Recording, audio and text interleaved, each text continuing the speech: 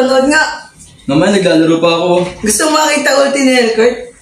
La, panira naman to. Oh, asa na pala si Galera? Mamaya, paparating na rin yun.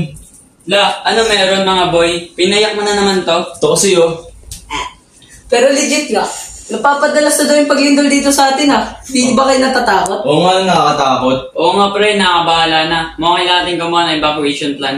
Sus, alam ba ng pamilya mo kung saan kayo lalabas? Siyempre, kami pa. Kayo ba? Oo naman. Natural. Oh, anong gagawin ng pamilya nyo kapag nasa lindol na? Siyempre, yung unang gagawin ay i-off yung switch tsaka patayin yung mga gasol. Ako naman, tatanggalin ko yung mga harang para mabilis kami makaalis.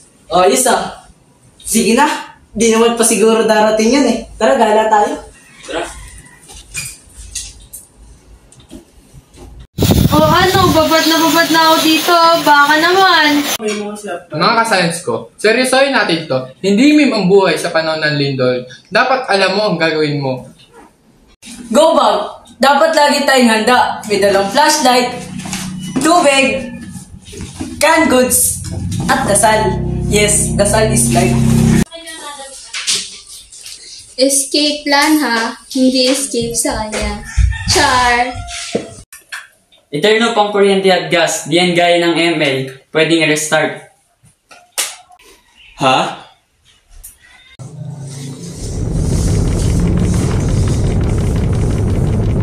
Ha? Ba't ganito? Da! Cover and hold! Pre, di ko na kaya. Aalis na ako. Pre, hindi to Amazing Grace. Diyan ka lang. Darating din yung tulong maya-maya. Eh, kailan pa? Kanina pa tayo nandito. Aalis na ako. Bahala ka sa buhay mo, kulit mo. Ano ang gagawin nyo pagkatapos ng lindol? Tignan nyo ang paligid ng bahay nyo kung may bitak. At kung ito ay may bitak, iwanan nyo muna ang bahay nyo. Gusto ko na hindi sapat ang ganda o talino. Kailangan ng kaalaman, disiplina, at go bag. December 25, Daddy Ro! May pinapakita siya sa akin. Mag-brief ka na! Mag-brief ka na!